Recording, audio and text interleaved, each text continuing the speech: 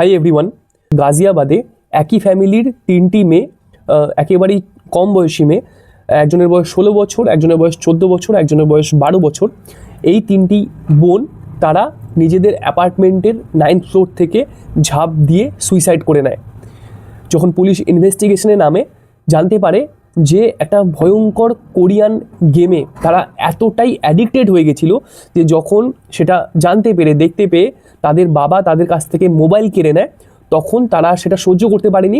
তারা সুইসাইড নোটে লেখে যে বাবা, আমরা এভাবে থাকতে পারবো না, কোরিয়াকে কেড়ে নিয়ে এভাবে আমরা আমাদের জীবন থেকে কোরিয়া চলে গেলে আমরা বাঁচতে পারবো না, তুমি কোরিয়া থেকে আমাদেরকে আলাদা করতে পারবে না, তাই আমরা এভাবে মরার পথই বেছে নিচ্ছি। তো ভেবে দেখুন যে একটা গেম কিভাবে এই ছোট কম বয়সী বাচ্চাগুলোর ব্রেন ওয়াশ করে তাদের জীবন শেষ করে দিচ্ছে। আর এই গেমগুলো যে ছোট বাচ্চাদের মোবাইলে, আজকালকার যুগে কম বয়সী বাচ্চারা মোটামুটি সবাই মোবাইল ইউজ করে বিভিন্ন কারণে। মোবাইল, ল্যাপটপ, কম্পিউটার সবাইকে ইউজ করতে হয়, পড়াশুনোর কারণে হোক, আজকাল এআই এর যুগ, স্কুলের সিলেবাস, বিভিন্ন প্রজেক্ট, এগুলোর কারণে সবাইকেই মোটামুটি মোবাইল আর ল্যাপটপের অ্যাক্সেস কিন্তু বাচ্চাদের দিতে হয়। কিন্তু তার আড়ালে বাচ্চাদের মধ্যে এরকম ভয়ঙ্কর কিছু গেম যে ছড়িয়ে পড়ছে, যেগুলো বাচ্চাদের পুরো মেন্টালি তাদেরকে হাইজ্যাক করে নিচ্ছে, তাদেরকে দিয়ে নানা রকমের ভয়ঙ্কর সব কাজ করাচ্ছে আর একটা ভয়ঙ্কর পরিণতির দিকে ঠেলে দিচ্ছে, সেটা হয়তো ঘুণাক্ষরেও মা বাবা টের পাচ্ছে না। তো সেটা নিয়ে আজকের এই ভিডিওটা বানাচ্ছি। এই কোরিয়ান গেমটা কি, এই গেমটা কিভাবে ছড়িয়ে পড়ে, আর এগুলো কিভাবে বাচ্চাদেরকে এই একটা সাংঘাতিক পরিণতির দিকে ঠেলে দেয়, সেটা আজকের ভিডিওতে আপনাদের পুরোটা জানাবো। তো কোরিয়ান গেমগুলো কি, যেই গেমের কথা এই ইনভেস্টিগেশনের পরে উঠে এসছে, সেই গেমটা অ্যাকচুয়ালি কি? এটা কিন্তু কোনো স্পেসিফিক গেমের নাম না, এক্স্যাক্টলি এই নামের যে কোনো গেম রয়েছে সেরকম না। এটা একটা গ্রুপ অফ গেমস, এরকম মাল্টিপল গেম থাকতে পারে। কিন্তু কেন কোরিয়ান গেম বলা হচ্ছে? কারণ আপনারা জানেন যে সাউথ কোরিয়া বলে যে দেশটা রয়েছে, সেই সাউথ কোরিয়ার যে কালচারাল ইন্ডাস্ট্রি, সেখানের আমাদের যেমন আমাদের দেশের বলিউড বা আমেরিকা যেমন হলিউড রয়েছে, তেমনি সাউথ কোরিয়ার যে কে পপ কোরিয়ান পপ, যারা মিউজিক আর্টিস্ট সেখানের, বা কে ড্রামা কোরিয়ান সিরিজ যেগুলো, টিভি সিরিজ যেগুলো, ওয়েব সিরিজ যেগুলো, কে পপ, কে ড্রামা, এইগুলোর ওপরে বেস করে এই গেমের যে স্ক্রিপ্টিং, সেই গেমের স্ক্রিপ্টিং করা। সাউথ কোরিয়ার যে কে পপ বা কে ড্রামায় যেরকম একটা রোম্যান্টিক একটা অ্যাটমসফিয়ার থাকে, যেখানে ইমোশন, ভালোবাসা, ছাড়াছাড়ি হয়ে যাওয়া, বয়ফ্রেন্ড গার্লফ্রেন্ড, এরকম টাইপের বিভিন্ন ইমোশনালি সেন্সিটিভ জিনিসে সেখানের যে কে পপ, কে ড্রামাগুলো তৈরি হয়, সেরকম আদলেই এই গেমগুলোর স্ক্রিপ্টিংটা করা হয়। কিন্তু যে পারপাসটা থাকে সেটা কিন্তু পুরো ম্যালিশিয়াস পারপাস, ইন্টেনশনটা কিন্তু পুরো বাজে ইন্টেনশন থাকে। কিভাবে? যে প্রথমে সবার আগে আপনাদের বলে নিই যে আজকের দিনে দাঁড়িয়ে আমাদের যে ইউথ আমি বলবো যারা কম বয়সী ছেলে মেয়ে, একেবারে স্কুলে পড়ছে হয়তো, তাদের মধ্যে কিন্তু এই কে পপ আর কে ড্রামার যে ক্রেজটা, সেটা কিন্তু প্রচণ্ড। 1960s দিকে ওই দশকগুলোতে যেমন বিটলসের পুরো একটা সারা বিশ্ব জুড়ে তাদের একটা ওয়েভ বয়ে যাচ্ছিল, তারপর 1990s পরে বিভিন্ন একটা হলিউডের ওয়েভ আসে, তেমনি আজকের দিনে দাঁড়িয়ে কিন্তু কম বয়সী ছেলেমেয়েদের মধ্যে এই কোরিয়ান যে কালচার রয়েছে, কোরিয়ান কালচারের প্রতি প্রচণ্ড ক্রেজ। সেটা কোরিয়ান ড্রামা হোক, কোরিয়ান যারা মিউজিক আর্টিস্ট রয়েছে, সিঙ্গার রয়েছে, তাদের প্রতি একটা প্রচণ্ড ক্রেজ আজকের বাচ্চাদের মধ্যে রয়েছে। তো সেই ক্রেজ, সেই বাচ্চাদের কোরিয়ান যে ফ্যান্ডম রয়েছে, সেটাকে কাজে লাগিয়ে কিছু মানুষ এই নিজেদের স্বার্থসিদ্ধি করার জন্য, নিজেদের খুব একটা বিকৃত মানসিকতাকে চরিতার্থ করার জন্য, পারভার্টেড যে তাদের যে সাইকোলজি রয়েছে, সেটাকে তারা চরিতার্থ করার জন্য এই টাইপের গেমগুলো মার্কেটে নিয়ে এসছে। তো এই যে গেমগুলো হয়, এই গেমগুলো কিন্তু Google play store, Android play store বা আইফোনে এমনি ডাউনলোড করতে গেলে পাবেন না, কারণ এই গেমগুলো কিন্তু এখানে অ্যালাউড না। গুগল প্লে স্টোর বা এই অ্যাপেল এই প্লে স্টোরগুলোতে কিন্তু এগুলো অ্যালাউড না। সুতরাং এই গেমগুলো কিভাবে বাচ্চাদের মোবাইলে এসে পৌঁছয়? তার মাধ্যম হচ্ছে বিভিন্ন সোশ্যাল মিডিয়া, যেমন ধরুন টেলিগ্রাম, ডিসকর্ড, হোয়াটসঅ্যাপ, মানে এমন সব গ্রুপ যেই গ্রুপে হয়তো গ্রুপটাই তৈরি হয়েছে কোরিয়ান বিভিন্ন টিভি সিরিজ বা কোরিয়ান ড্রামা, সেগুলোর যে ফ্যান রয়েছে যারা প্রচণ্ডভাবে ডাইহার্ট ফ্যান যাকে বলে, সেই ফ্যানদের কোনো একটা গ্রুপ সোশ্যাল মিডিয়ায় রয়েছে, ধরুন টেলিগ্রামে রয়েছে বা ডিসকর্ডে রয়েছে।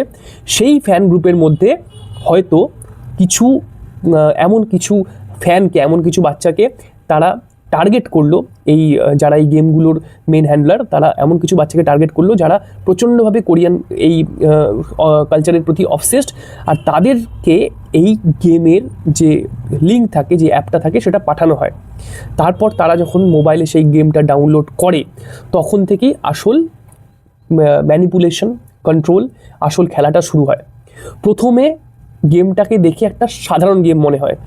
মেইনলি এই গেমগুলো হয় টাস্ক বেসড গেম, মানে একটা টাস্ক কমপ্লিট করলে তার লেভেল আপগ্রেড হয়, সেই যে প্লে করছে, যে গেমে পার্টিসিপেট করছে, তাকে বিভিন্ন টাস্ক করতে বলা হয়।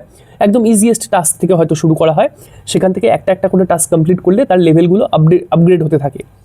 তো প্রথমে হয়তো খুব সাধারণ জিনিস বলা হয়, যেমন তাকে হয়তো কোনো কোরিয়ান গান বারবার লুপে শুনতে বলা হয়, কোনো একটা কোরিয়ান টিভি সিরিজটাকে কমপ্লিট করতে বলা হয়, সেখান থেকে অনেক কিছু জিজ্ঞেস করা হতে পারে। তো এরকম সিম্পল টাস্ক দিয়ে জিনিসটা শুরু হয়।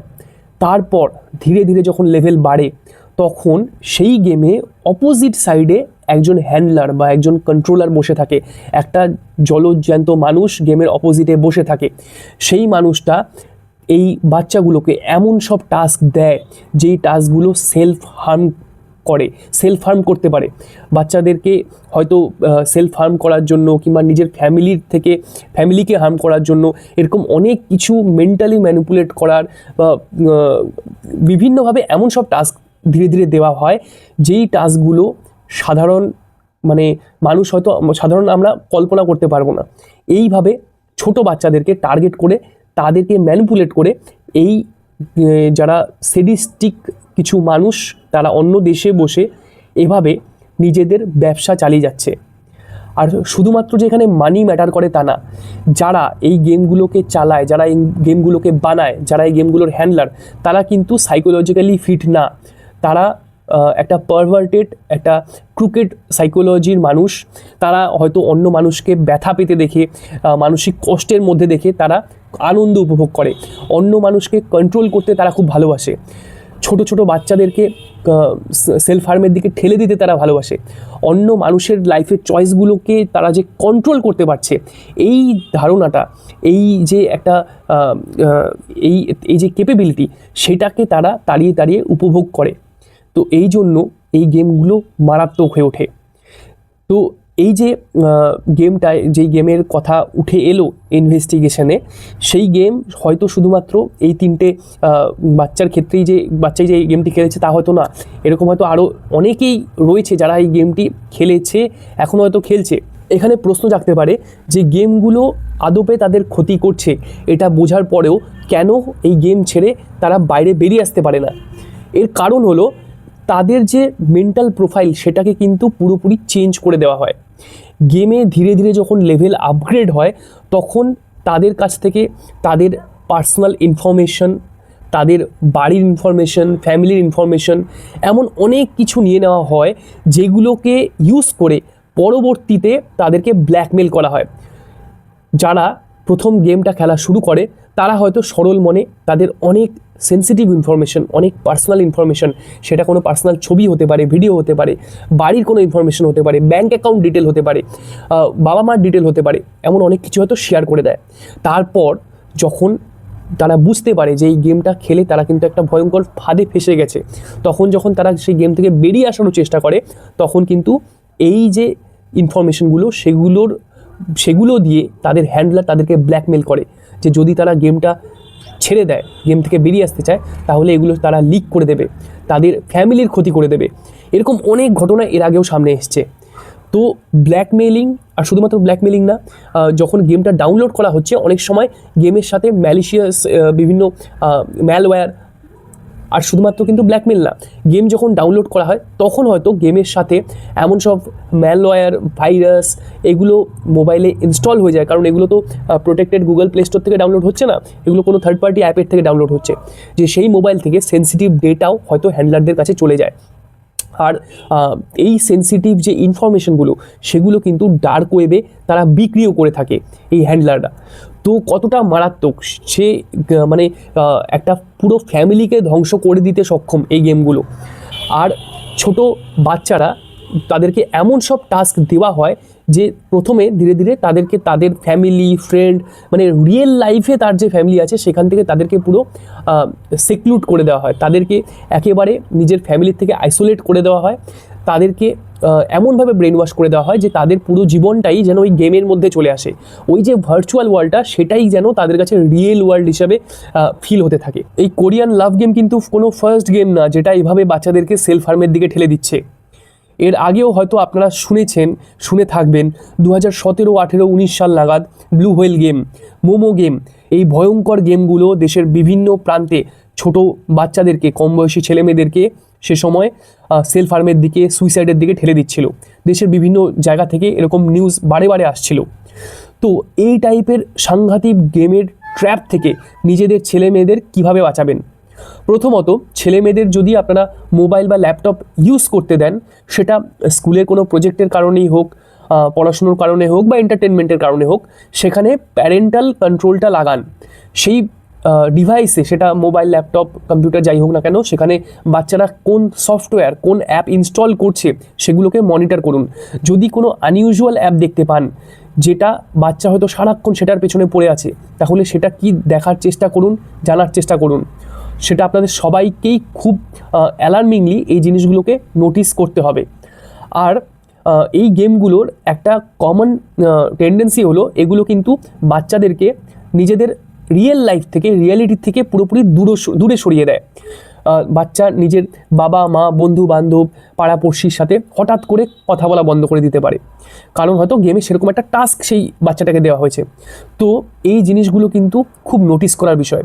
যদি এরকম মনে হয় যে আপনাদের বাচ্চা, আপনাদের ছেলে মেয়ে হঠাৎ করে নিজেকে আইসোলেট করে নিয়েছে, কারোর সাথে কথা বলছে না, দিনরাত ঘরে বন্দি হয়ে আছে আর সারাক্ষণ স্ক্রিনের দিকে তাকিয়ে আছে, কোনো একটা জিনিস স্ক্রিনে কোনো একটা কিছু এমন কিছু দেখছে যেটা সে একেবারে মিস করতে পারছে না, তাহলে সেটাকে সাথে সাথে সেই জিনিসটা কি সেটা দেখার চেষ্টা করুন, বাচ্চার সাথে কথা বলুন, জানার চেষ্টা করুন।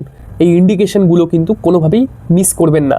আমার এই ভিডিও যদি আপনাদের ইনফরমেটিভ মনে হয়ে থাকে তাহলে আমার চ্যানেলকে অবশ্যই সাবস্ক্রাইব করুন, লাইক করুন, শেয়ার করুন। এরকমই কোনো ইনফরমেটিভ ভিডিও নিয়ে দেখা হবে খুব তাড়াতাড়ি।